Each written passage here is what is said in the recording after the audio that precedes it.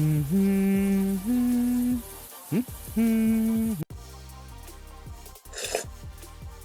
right, guys, I just got done talking to Mike Kurtz of Mike's Hot Honey, and it was such an amazing conversation. We got to hear the whole story on how he got the idea in Brazil eating pizza where they steeped chili peppers in honey that gave him the idea to create Mike's Hot Honey.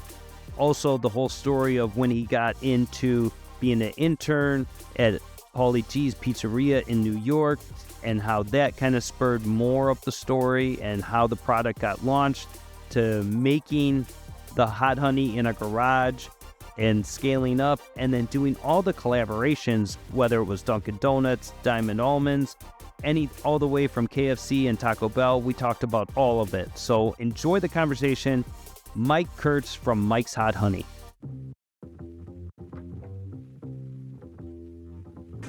For decades, the roster of classic pizza toppings has remained the same. There's pepperoni, sausage and peppers, olives, anchovies, and for some people, pineapple. But in recent years, one topping has quickly made itself a mainstay at pizza shops across the country: hot honey. Mike's Hot Honey is unique because of the kick that you get on the back of your palate. I really had no idea that this would become a business eventually. I just was a fan of the combination of honey and chili peppers on pizza and was excited to share it with my friends. Once bottles got out into the world and people started tasting it, I very quickly realized that I did have a viable business on my hands. After being introduced to customers in 2010, Mike's Hot Honey quickly found an opening in the $2.5 billion U.S. honey market. The product is currently sold in 30,000 retail and food service locations across the country, and the company is on track to bring in more than $40 million in 2023. We think the key of building a brand that's going to stand the test of time is to build it around a strong core product, and we've done that. I think it's really rare for a business of this size to just sell one thing.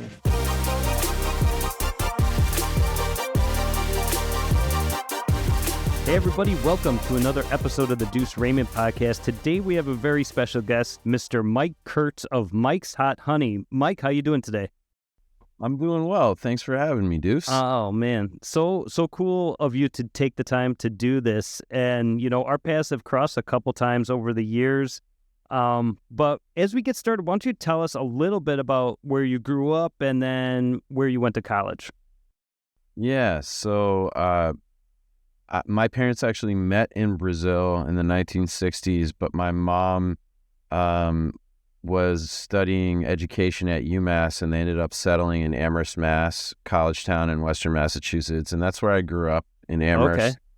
Okay. Small college town. Everybody's 18 years old. That never hits 3% of the population. But I grew up there, and my mom was actually she was a student at UW-Madison in Wisconsin. Okay. 60s, and I visited Madison. It was a beautiful August day when I visited. You know, I got the August Madison treatment, which was a little bit different than the dead of winter there. But I ended up following in my mom's footsteps and went to school my freshman year at UW-Madison.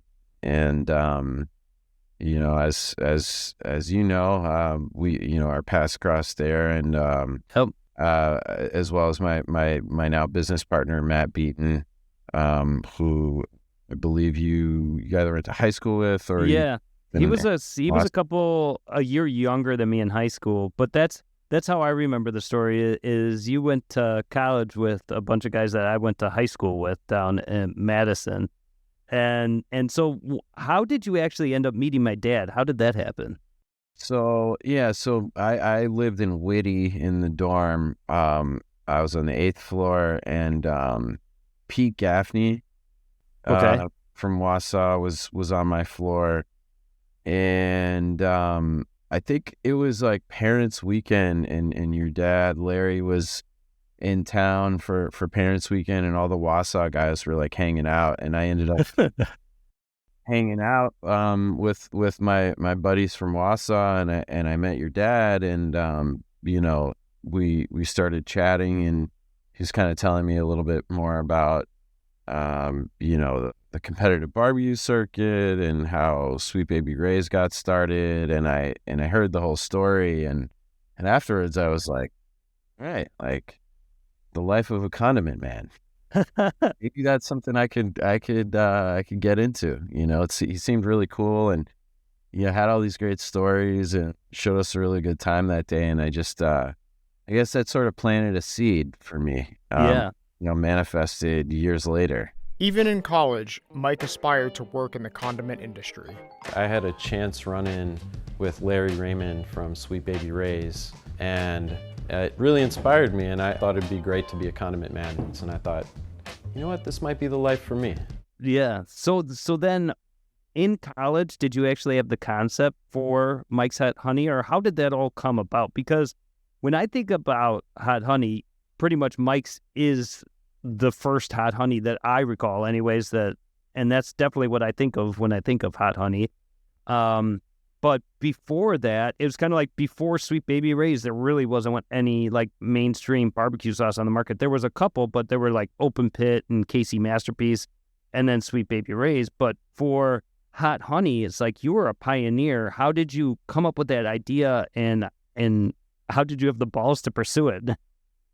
Yeah, so I did my freshman year of college at UW-Madison, and then my sophomore year I transferred back to UMass. I was like a little homesick and wanted to be closer to family, and I was paying out-of-state tuition at UW-Madison. I realized I could probably get a similar education at a big state school going back home to UMass and paying a lot less. So I moved back to Amherst, went to UMass my sophomore year, and then my junior year of college, I was studying abroad in Brazil. I was studying Portuguese and Brazilian history at UFBA in northeastern Brazil. And on a weekend trip, I went to a national park, and I was camping with some friends, and we were hiking through the park, camping, eating rice and beans over the campfire every day.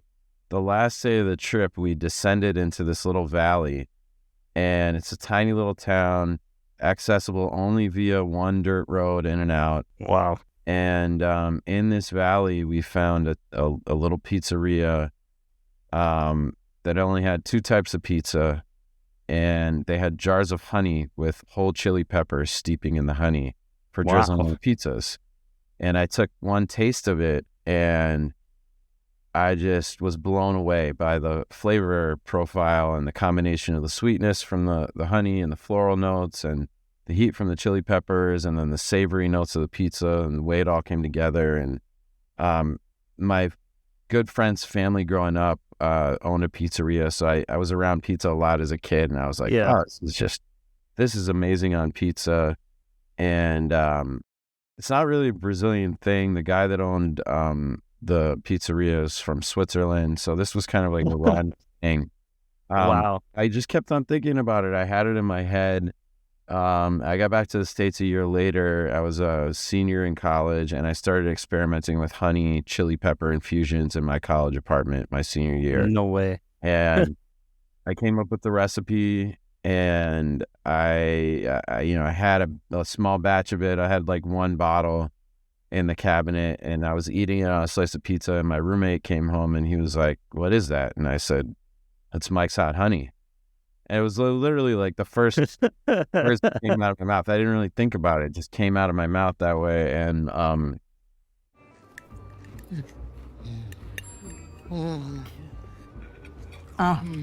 this is fire. Did you order delivery? I did. To a restaurant? Yeah, I wanted to try Mike's Hot Honey on a pizza. Yeah, I wanted to try Mike's Hot Honey on a pizza. Are we? You're not stoned. It's just that good. This is good. Oh.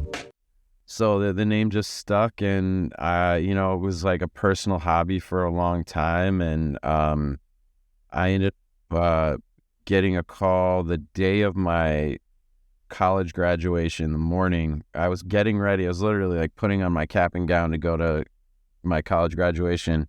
I got a call back about a job I had applied for in New York, working for a record label in Manhattan. And they told me I'd gotten a job in record sales back when people were still buying CDs, like 2005. And so I graduated from college and I moved to New York like a few weeks later. And I started working in the music business, and I would bring bottles of Mike's Hot Honey into the break room of the record label. So the people I worked with, 20 years ago will remember it from back then when it was just, in an unmarked bottle in the break room. Yeah. And it was just a hobby for a while. I worked in the music business. I did record sales. I did A&R and production. I did some music licensing for television and film. And then my last job before I really started the honey business, I was working as an assistant to a booking agent. And it was very much for people who have seen Entourage. I was like Lloyd in Entourage. I'm steaming mad because I tried to talk with you earlier and you essentially ignored me. Are we not in a meeting? I don't know what you're in, but you're acting like you're in a bar. I don't like your tone, Lloyd. Do you have any plan to promote me? I hadn't even thought about it. Well, you need to. Lloyd. Ari, promote me or I'm leaving you. Leaving me? Okay. I was the assistant to a booking agent. Very intense job, which I didn't really like. I love music, but the industry of working in music is pretty crazy. And But in his spare time, he worked to perfect the hot honey recipe. Dialing in the flavor profile of the product was a long process. It required a lot of chili pepper consumption, which was quite painful at times. I used to go to the Bronx Terminal Market and taste different varietals of chili pepper, and I'd bring a carton of whole milk with me to sip on in between tastes, which was a recipe for a stomachache. Then, in early 2010, I had been making a lot of pizza at home at the time, and I learned from a blog that was part of Serious Eats. It was called Slice Blog. It was kind of like the place at the time where everybody was going to get information about pizza online. Okay. I learned of Pauly G. Okay, who, yeah. They profiled and they said he was going to be opening up a Neapolitan style wood-fired pizzeria close by where I lived. So I went to the pizzeria in Greenpoint, Brooklyn when it opened, and I was eating there, and I met Pauly. He came by the table, and we started chatting about pizza, and I was peppering him with questions about his oven and his dough recipe, and he could tell I was really into making pizza. And at the end of the conversation, he invited me to become an apprentice at Pauly G's. Oh my God. So, yeah, my girlfriend at the time was like, you really need to take him up on this. Like, you need to take your hobby out of the house. Because at the time, I lived in I had this little galley kitchen, and it was covered in flour and all these like pizza pans everywhere. And I had like made some modifications to the oven to try to get it to like burn hotter. And she was like, you really need to just like take this hobby into the pizzeria and start, working there. So I started apprenticing after my day job at the pizzeria, learning how to make dough, learning how to work the oven.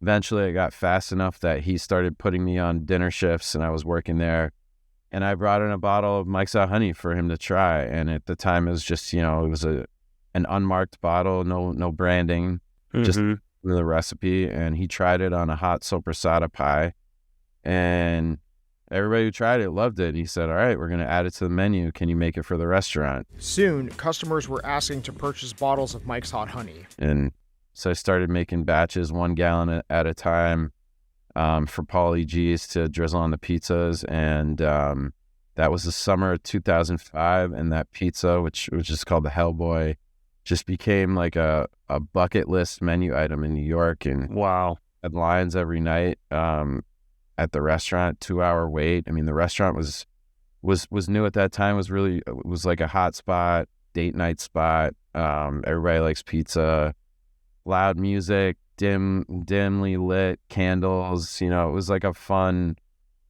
spot. And so I was working there right in the beginning and watching people's reactions to tasting the honey on pizza, and people started coming up to me asking me if I was the honey guy and where could they buy bottles, and Yeah. I wasn't selling it yet. And so I started, in the beginning, I was just filling up Tupperware containers in the back of the restaurant and selling like a pint of honey for cash behind the oven. And then like That's awesome. I ended up like working with my roommate at the time, childhood friend of mine who is now a footwear designer and a pretty seasoned graphic designer, John Ozarico. He designed the original packaging for Mike's Hot Honey, and I started selling bottles off the bar at Paulie G's November of 2010. And shortly thereafter, I was lucky to have some press. It was something that people really loved to drizzle on their pizza, but they also loved to share it with their friends. So I just wanted to get the product out into the world, and I was selling it at virtually no margin. So I was selling it for $6 a bottle. Very quickly, I raised the price, realizing that was not sustainable at all. Pretty soon, I had orders coming in from other restaurants, from specialty retailers around the city and beyond. Was that still kind of homemade, or did you get a co-packer at that point? Oh, it was very much homemade. I had no scheduled process. I didn't have any, I don't think there were seals on the bottles. I didn't have product liability insurance. It was just very much homemade, made in the back of the pizzeria, sold off the bar. That was the only place you could get it. And, you know, I was doing that for a while, and then like, I think what gave me the confidence to pursue it was like, you know, I definitely had the seed in the back of my head from having met your dad, and then, you know, Paulie G, he was a computer IT guy, and he was in the restaurant at age 57.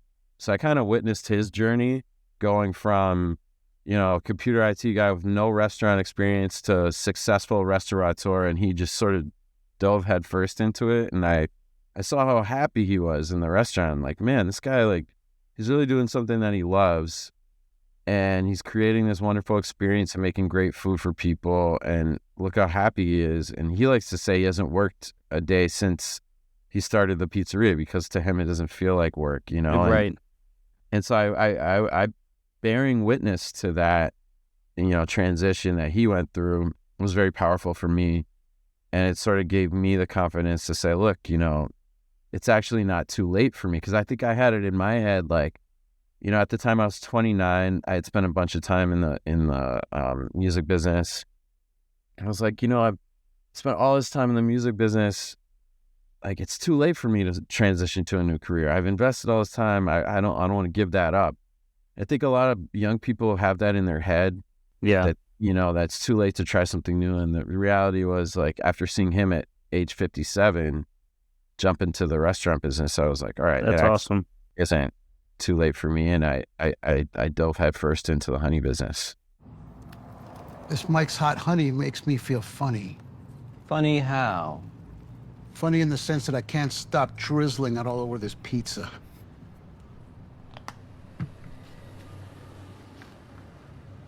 Did you happen to eat any gummy bears out of that silver fanny pack I have? No. Wait, did I? You're not stoned. It's just that good. What gummy bears anyway? There's a family establishment.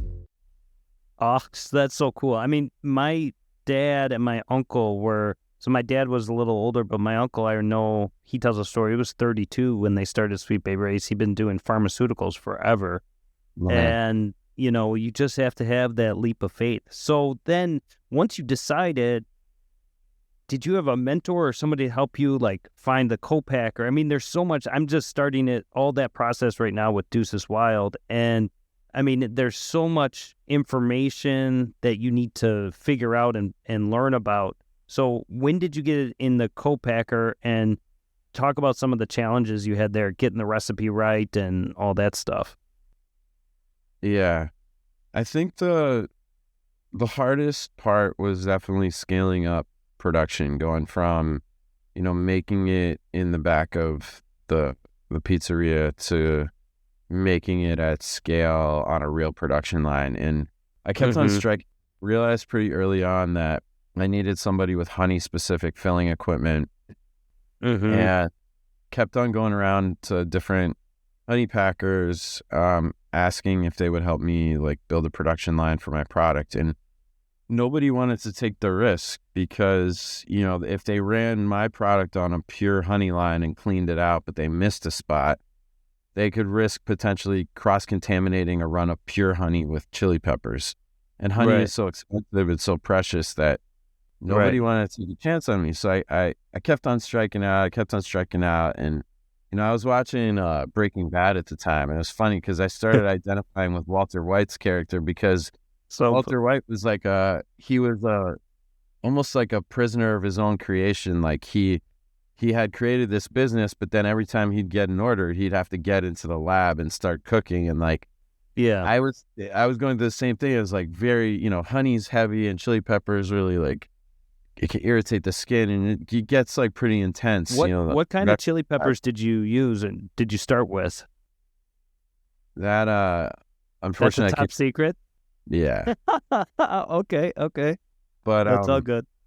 But you know, production was really difficult, and so it took a long time to figure out how to scale it up, and there was no template for how to do it. And I kept on striking out, and I just couldn't figure it out. And finally, someone from a honey packer in Pennsylvania referred me to a guy who was a beekeeper from upstate New York, who had hives upstate New York, and he had a very small bottling line in New Jersey, close to New York City. And so I you know, the person who introduced me was like, you know, he's a little crazy, but he might just be crazy enough to take a chance on you. It's crazy, so crazy.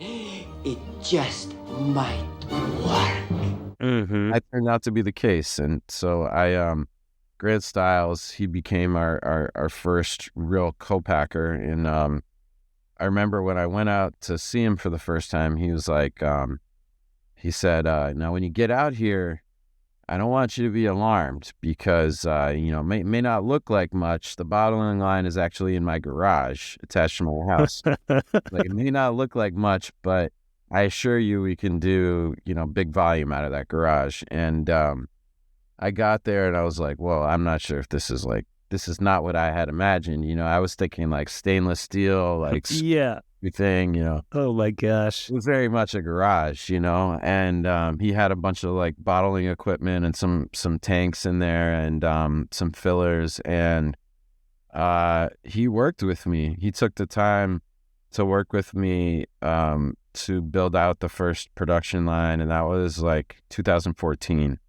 Okay. And, so we built out the line, and you know, he MacGyvered the whole thing. For those of you who are old enough to remember the show MacGyver.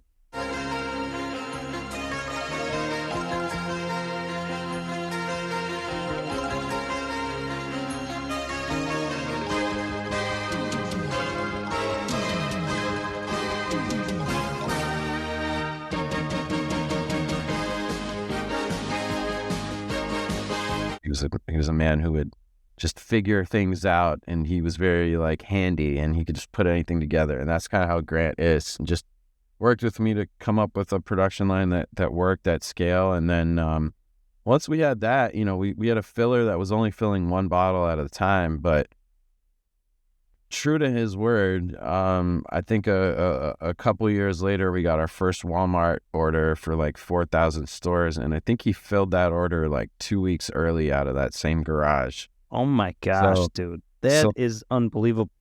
Yeah, it turned out he could do big volume out of that garage. And, you know, since then, he's gone on to build a whole new production line down the street from the original garage that's stainless steel and SQF certified, and, you know, meets the highest levels of food safety standards. So you still produce with the same guy then? Yes, he's still one of our production partners. As his business grew, Mike began driving around New York City delivering bottles of honey out of his car. Then, in 2014, a buyer from Whole Foods said that they wanted to bring Mike's product into their store. At that time, there had been very little innovation in the honey aisle. It had been pretty much the same for 50 years. We brought something new to the honey aisle, which hadn't seen anything exciting in quite a long time. Wow. And so now, once you had the final product that you could go to stores with and everything, talk about that process a little bit, because that's something that I'm going through right now as well. It's like you have to meet with, like the buyers at each of these stores for is honey in the condiment department, or what is that listed as? Like, do you talk to the condiment buyer or do you talk to somebody else? Yeah, so usually Mike's Hot Honey is merchandised in the honey aisle. And I think a lot of honey buyers like that because there hadn't been a lot of innovation in honey for a long time. And is there, at the time, was there any competition? Was there any other hot honey? No, we were the first. We invented the concept in the category, and there was no competition. Now, obviously, there's a number of hot honey brands that have entered the space, but at the time, we were the first, and so I think the honey buyers recognized that by merchandising us in the honey aisle, we were then bringing in people from condiments, from hot sauces who didn't typically shop in the honey aisle. And was sort of bringing a new level of excitement to an otherwise fairly sleepy part of the store. For sure. And it literally is a sweet spot for Mike's Hot Honey to get behind the bar. Andrew Knowlton of Bon Appetit has been tracking the growth of hot sauces and the trend of small purveyor gourmet condiments. What it has is it's got heat and it's got sweet. And that's a magical combination that I think the American palate right now is driven towards. So they like that. And so we've been merchandised primarily in the honey aisle, although sometimes we'll also be merchandised in condiments. Mm-hmm. But I think for us, the price point fit a little bit better with honey. Mm-hmm. So that's typically where we're merchandised, in the honey aisle of your grocery store, your specialty store. But in the beginning, I started out, I was selling direct to cheese shops, butcher shops, specialty. 2014, I got the call from Whole Foods that they were interested in bringing us into one store in Brooklyn, 3rd and 3rd in Gowanus, which was the first Whole Foods in New York City.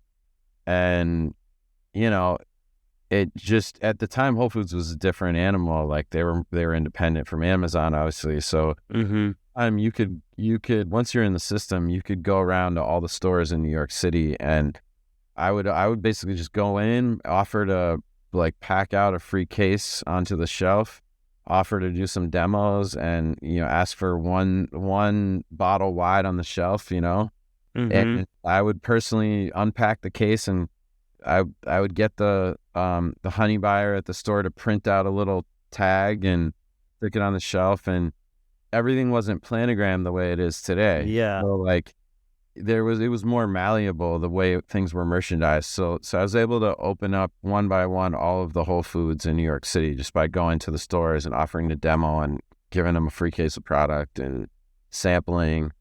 So I did that for a while, and then, I was delivering direct to the stores myself. So I was driving around. I had a 95 Geo Prism with about on it, and it'd be weighed down with the honey. I'd bottom out every time I hit a bump. Yeah, and, oh my gosh! It was intense. I did that for a while, and then finally we got our first distributor. I think it was probably 2015. We got our first food service distributor. And it was through a partner called Bear Burger. They were one of our first restaurant customers. They're a small burger chain based in New York, with maybe 20 locations. And, I had started delivering directly to their commissary, and then eventually they transitioned me over to their distributor. And I remember pulling up to the distributor on Long Island. This is big food service distributor, and it's all 18-wheeler trucks at the loading dock. And I pulled up in my Geo Prism, and backed up onto the loading dock and just started unloading gallons of Mike's Hot Honey. And that was the beginning. But, it's with distributors, whether it's a retailer, whether it's a retail distributor like a UNFI or a KeHE or a food service distributor, you need the anchor customer usually before you get the distributor. So you can't just go to the distributor and be like, I want you to distribute my product. Yeah. Who are they going to sell it to? Yeah. Who's buying it from us? Who's going to move this out of our warehouse? So you need to get the anchor customer first to go to their distributor and say, hey, we want you to bring this product into your portfolio because we're going to buy it from you, and here's our projected volume. Right. That's so interesting. So once you got a little outside of New York and you had to start dealing with more national brands, did you have someone in sales or did you use the broker network to help facilitate all of that, or how did that work out? We've mostly just done it independently with our own team. So, it started out Matt Beaton and I, from Wausau, Wisconsin. Shout out to Wausau. Mike had something really special with his hot honey. And so I reached out to him and told him if he ever needed help as a friend, I'd be happy to help him write a business plan, set up QuickBooks, all those things you do in the early years of a company. So I think we both just realized that we would have a lot of fun if we gave this a go. His skill set really complemented mine, and I thought he was a great fit to help me build the business. Matt and I were a two-man team, so he came on in year 5, and I had just, recently scaled up production. I think at that time I had started with, it was in the New York City Whole Foods stores, and I had nationwide placements at West Elm and Williams-Sonoma, and I was in a bunch of independent specialty stores and restaurants.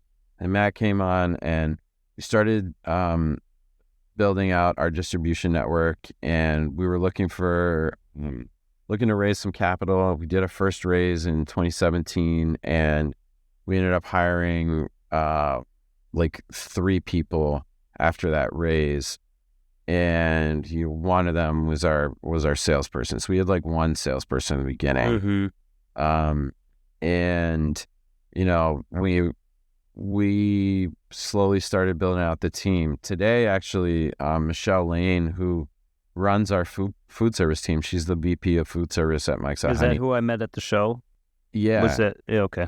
She hired me for my first job out of college at the record label where we both worked at Poodle Oh Mile my gosh. Music. And she ran the sales team there, and she was always a person that, I really enjoyed working with and hoped that I could reconnect with down the line. And years later, we were able to get her to join us in the honey business. So that's awesome. It was in 2017 when we started to get some interest from some big customers that required us to carry a bit more inventory to be able to service them on time and in full. And to have that inventory, we needed capital.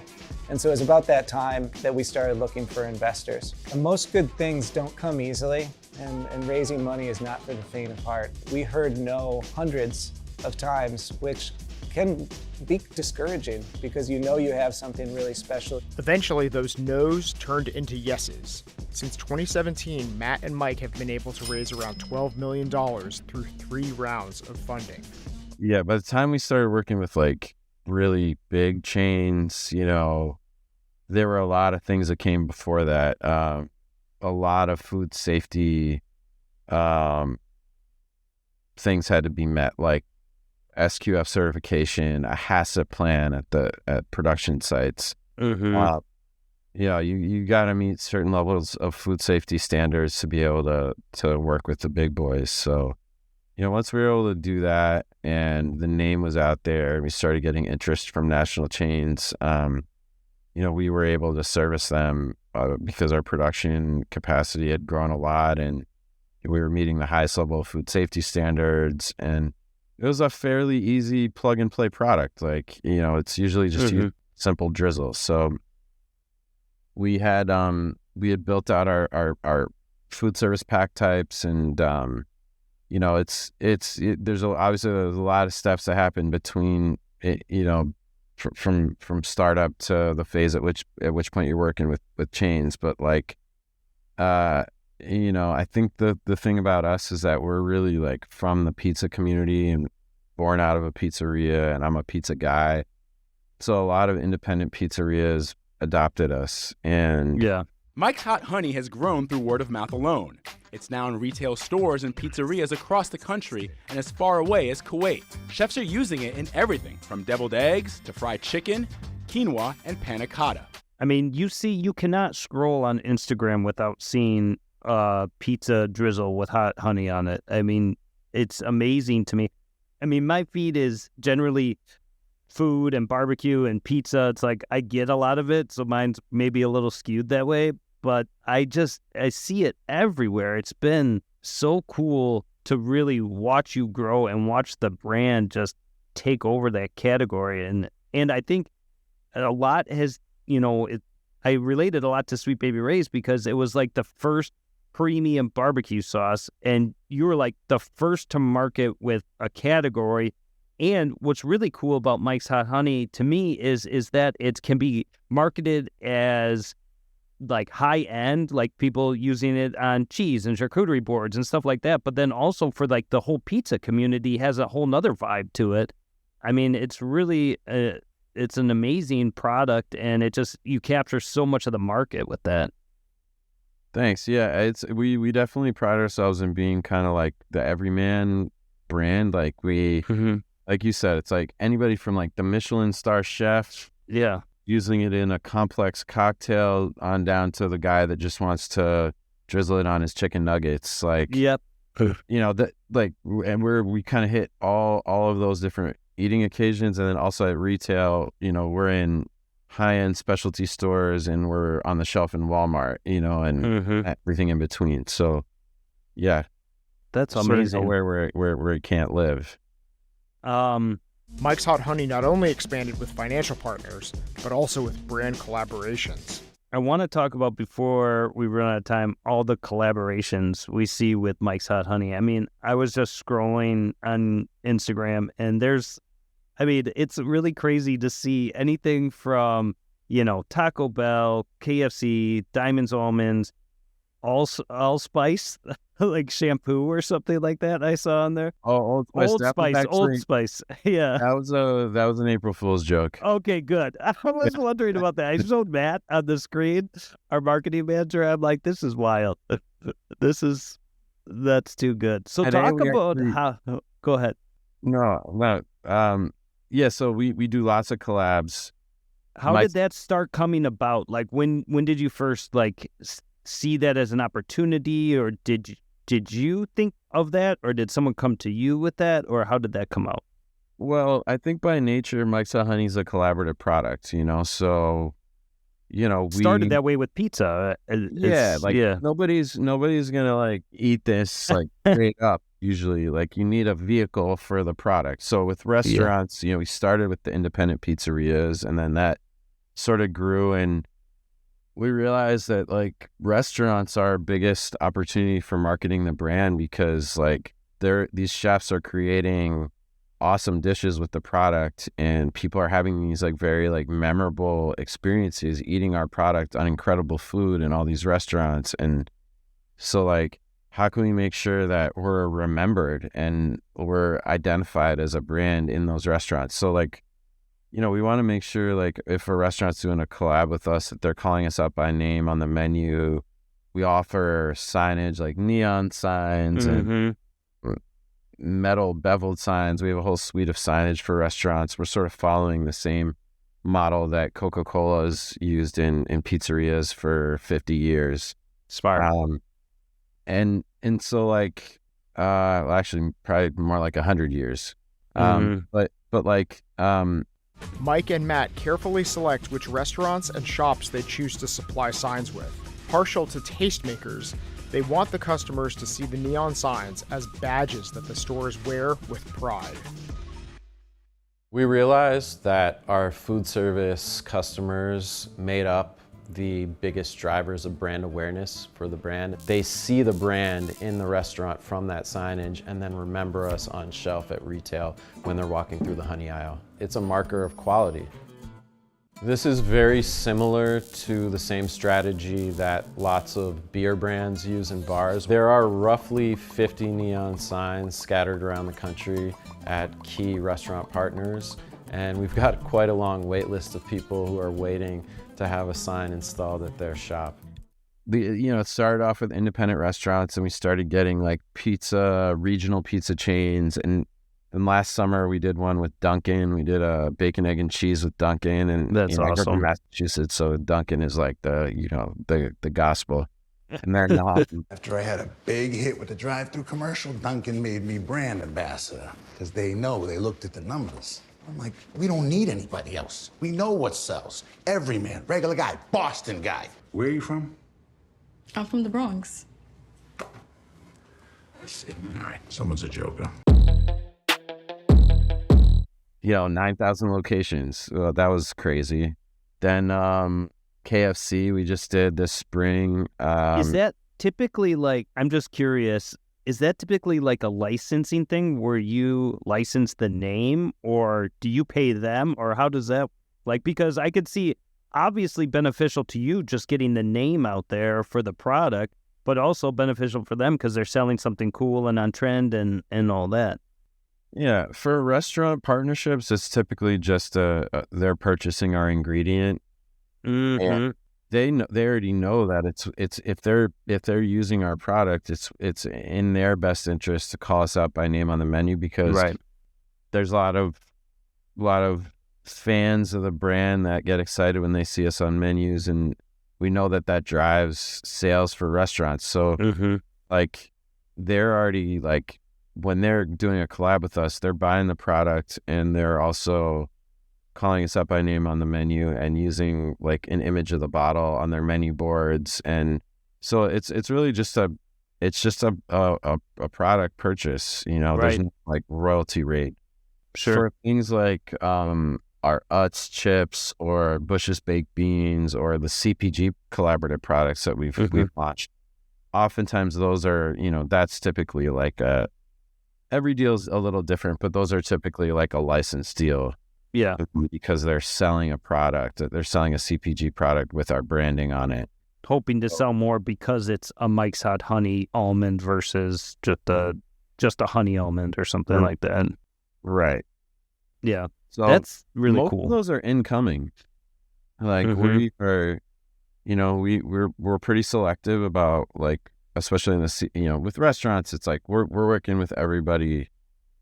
But with CPG products, like, you know, typically we're looking to work with a category leader, somebody who has great distribution, somebody who has a great brand, and ultimately the most important thing is, does it taste great, and are we really like happy with the way the product tastes? And if we're happy with the way the product tastes, that obviously goes a long way. But we're looking.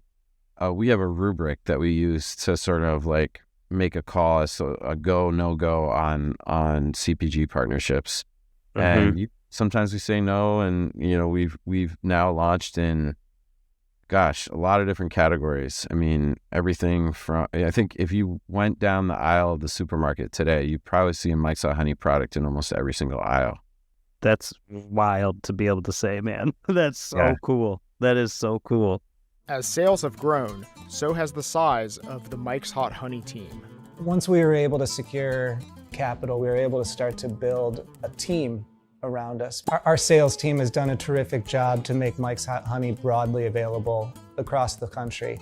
Across retail, across restaurants, you can find us in approximately 30,000 locations. On Amazon, Mike's Hot Honey is the #1 selling hot sauce at any given time.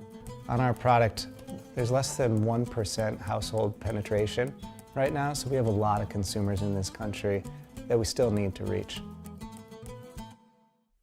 Oh man. So what is next for Mike's Hot Honey? What do you guys see in the next 5 years? What are you trying to accomplish? You're growing like crazy. At least it seems that way to me. So what are your goals coming up?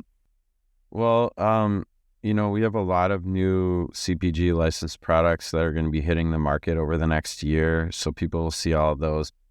Actually, today, we just launched our first beauty product, which is a collaboration with Burt's Bees. It's a Mike's Hot Honey Burt's Bees lip balm.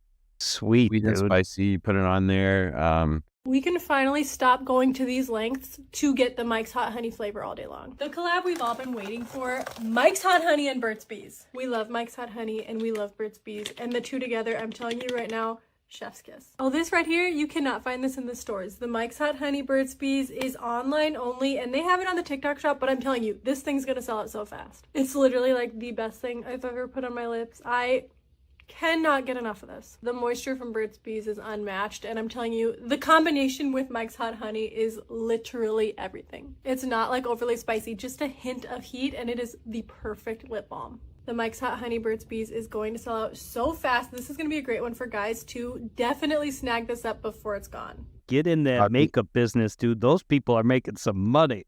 right? Yeah. I have young girls and they love shopping for makeup, and it's not cheap. Well, yeah. Maybe that'll be the next thing down the line. Yeah. So like, it's funny because we've never done anything in beauty before, but this is our first time in the space, and you put it on and it's like sweet at first, and then you get a little heat from the chili peppers, and you kiss your wife like that. Yeah. Something's gonna happen. Yeah. So,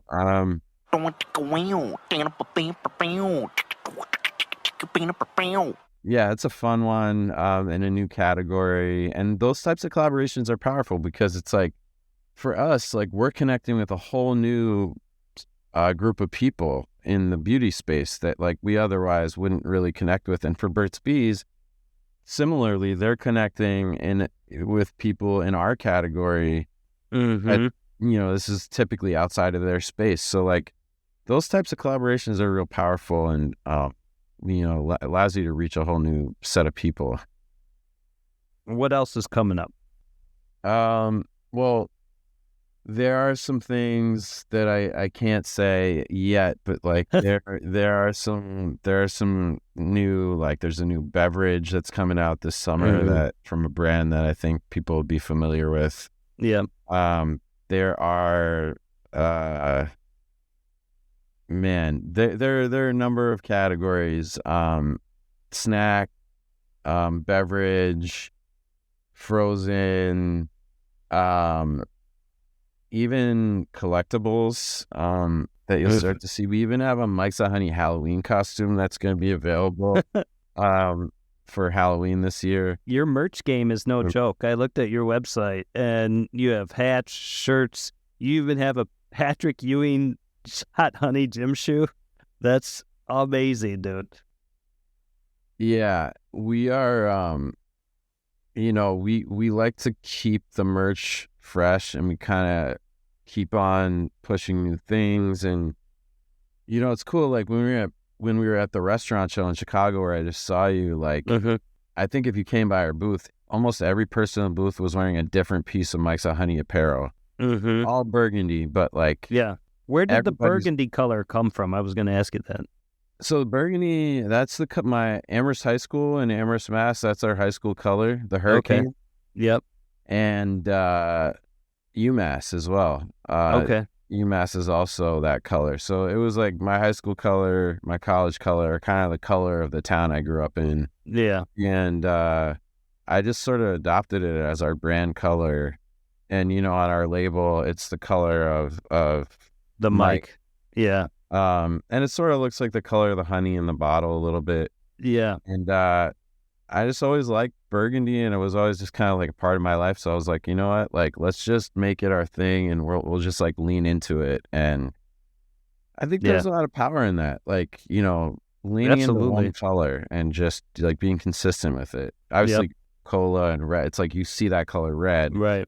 Like your brain is already thinking Coca-Cola, and there's certain brands that have been able to do that. And, we're not quite there yet, but we're, we got a ways to go, but something that I aspire to do.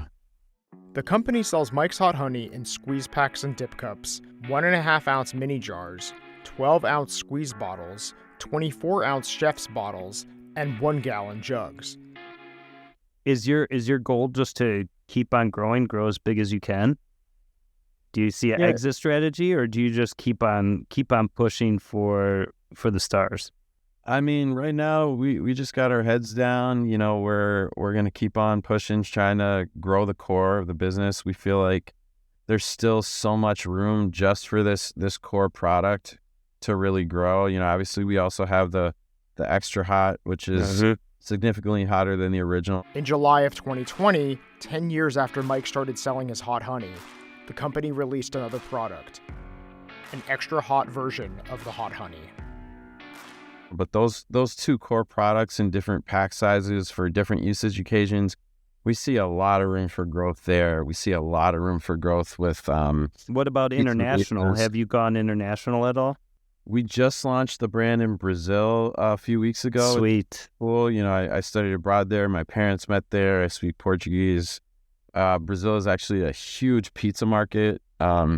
So that was exciting. So we're going to be doing a little bit more international business, but our focus is really on growing the core of the brand here in the States, increasing velocity on shelf, increasing our food service presence. I think we're in probably like close to 15% of the pizzerias in the States. So we have a ton of room to grow just in pizza alone. Really a lot of room to grow on the food service side of the business, and certainly also in retail. And so I think like there's temptation to blow out the product line and come out with all these new flavors. But I think for now, we're really focused on growing velocity at retail, growing food service presence, growing brand awareness. And that's our focus for the near future. And if there are bigger companies out there that are interested in us, we're listening. But I think for now we're really just we got our heads down and just focused on really just growing the core of the brand. They'll come knocking sooner or later for sure, and then you have to make a decision. But I'm confident with that. That doesn't mean, though, that in the future there won't be other things under our brand halo that come to market. But for now, our focus continues to be on that core product because we know the ceiling is still really high. Well, my goal is to grow Duce's Wild as big as I can so I can do a Mike's Hot Honey collab with it. That would be amazing. Listen, let us know. I mean, I think we already have a great story together. Our lives sort of intertwined already. So that would be amazing. I'm not big enough. I'm not big enough yet, though. But we're looking for category leaders. So that's it. That's it. I gotta be a category leader.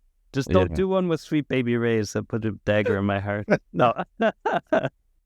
Well, yeah. If the request comes in, I'll certainly let you know. Oh yeah, I'm actually. It's funny. Right after this meeting, I'm meeting with so the brother of Mike O'Brien, who Dave and my dad were partners with Sweet Baby Ray. He still works for Sweet Baby Ray's. He's coming to have lunch at our restaurant. So I'm meeting with him right after this meeting. Cool. I just got to say, with Sweet Baby Ray's, this is like before we met. Yeah. I've been a Sweet Baby Ray's fan for a very long time. I have Sweet Baby Ray's at the Thanksgiving table every year. It's the thing, my aunt, like if she's hosting, she already knows to get a bottle, like to make sure. Like it's a known thing in my family that I eat my turkey, my mashed potatoes, my stuffing with Sweet Baby Ray's. That's amazing. And yeah, so been a long time fan. I mean, it's at this point it's a household brand, just like Heinz ketchup or Hellmann's mayonnaise or Coca-Cola or something. I mean, just so many people it's been a part of their life for so long. It's just it's just a crazy story how they were able to grow and continue growing after we sold to Ken's. But it's amazing. I'm envious of how many facings they have on shelf. Is it ridiculous? I mean, it's like 10 feet wide on the shelf of just varieties of Sweet Baby Ray's. We're like, you know, we got a double facing. Yeah. Bottles, but like, man, it'd be nice to have little shelf space. I'm sure they pay a decent amount there, but they also have, and I mean, you're a little different because you're kind of a unique category within the honey category. Do you ever see the IRI data to see how you compare in sales with other honey companies? Yeah, we do get the IRI data. I can't, don't quote me on this. I don't have the exact number, but I know I believe we're the fastest growing honey brand in the category. I can believe it for sure. I mean, the amount of recognition you get online and just with all the other pizzerias using you and all the brand deals, I mean, people like what's hot and what's exciting, and you guys are doing that in the honey space without a doubt, for sure. We created a category. It's used on everything from pizza to fried chicken to cocktails to charcuterie and cheese boards to salads, barbecue. You can brush your teeth with it. There's virtually nothing that it can't go on. All right, we got a couple minutes left. What is number one lesson you've learned being an entrepreneur? Yeah, I think the number one thing that I would say, especially for anybody who's like considering like starting a business, is that you don't worry so much about perfecting your business plan before you launch. Like, I think you can learn a lot by just putting something out into the market and getting feedback on it and adjusting and iterating, as opposed to just like being in your own head at home, trying to like perfect something before it hits the market. It's like, do some planning, but at the end of the day, like when you start out, you're nimble, you're flexible, like just, there's a lot of power in just putting something out there, getting feedback and adjusting. And I think a lot of people really get hung up before they launch. And it's like, you know what? It's not going to be perfect right off the bat. Just put it out there, adjust. You're small. It's easy to make adjustments, but you'll learn so much by doing it that way. Yeah, I think that perfection can slow you down so much where you might never get off the ground. I totally agree with that. And that's something that sometimes as you grow is harder to implement, but especially when you're small and getting going, you need to just go and create and then, figure things out along the way. I think that a lot of entrepreneurs would agree with that without question. What's the number one piece of business advice you've received? That I've received? I think, well, Paulie G told me this, and I think this was like when I was starting out. He's like, if you have any doubts or any sort of doubts about what you're doing, that's made up. Just like push right through that thin pane of fear and just go for it. Like, what's the worst that can happen? You fail. Mm-hmm. You learn a lot. Right. And you try something else. Like, you're not going to die. Like, just like go for it. And I think I think a lot of people just get, like, they're afraid to make a transition. They're afraid to like dive headfirst into something. And I certainly had this experience. Like when I dove headfirst into the business, everybody I knew supported me. And like, people are so happy to support somebody who's starting something new and going out on their own. And I think a lot of people have that experience when they start something new. They find that their community, their friends, their family are going to be there to support them. And so I would say, like, I think, like, don't get hung up and don't let, like, fear and doubt bog you down. Just, like, really go for it and just try to learn and try to just listen and pay attention to people and test your own assumptions. Because I think a lot of people, like, just have these ideas that are very like hardened in their own head, and they may not be accurate, and I think as long as you're like listening and paying attention and open to receiving advice and open to adjusting, like that can really, really help, especially early on. Give me 2 minutes on how important surrounding yourself with good people is. Oh man. Well, I'm very fortunate. I have an amazing team. I'm just so grateful for the team of people I get to work with every day. They're far smarter than I am. That's the way I feel. Like, I'm just lucky to be surrounded by all these awesome people. I think at the end of the day for us, like, when we were hiring, nobody had experience selling hot honey. Mm-hmm. We were just there looking for great people who are really smart and humble and shared our values. And those were like the main things. And you think anybody can learn how to do like what we do, as long as they're sharp and they're humble and they have some humility and they are like kind of willing to do sort of anything that the job entails. And we sort of hired with that philosophy, and we hire people with a range of different experiences. And I think like having a diverse range of people, personality types, backgrounds, experiences on the team makes you stronger. People, we're all human beings. We're all very different. We all have our quirks, but you find people are born with these gifts, and you identify people's like talents, and then you sort of play to their strengths and let them flourish and let them like really exercise the gifts that they were born with. Like, you can really like have a lot of success that way. So yeah. That's amazing. Mike, this has been really good, man. I thank you so much for taking the time and talking with us today. And then I just want to wish you the best of luck. And I'm inspired by what you've done and what your team has created. And I just hope you continue to grow and do everything you guys want to do. So congratulations and good luck. Thank you, Duce. It's been nice chatting with you, and I'm excited to see where Duce's Wild goes. It's coming. Give me a couple years, but yeah, I'm excited too. You know, I have good mentors with Dave and people like you I can talk to, and I'm excited about it for sure. Well, I'm looking forward to seeing your journey and seeing the company grow. So keep us awesome and always down for a Mike's Hot Honey Duce's Wild barter anytime you want to trade. Yeah. We'll make that happen for sure. That'd be great. Awesome. Okay, Mike, thank you so much. Appreciate it. Thanks, Duce.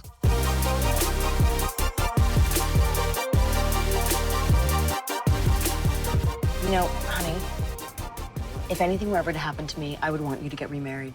Okay. I was a little fast. Oh, no, I just want to make you happy.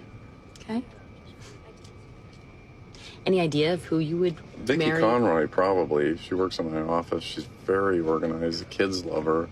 Are you guys talking about Vicky? Yeah. Mom, she's awesome. Just so you know, if something were to happen to me, Something's gonna happen to you, all right?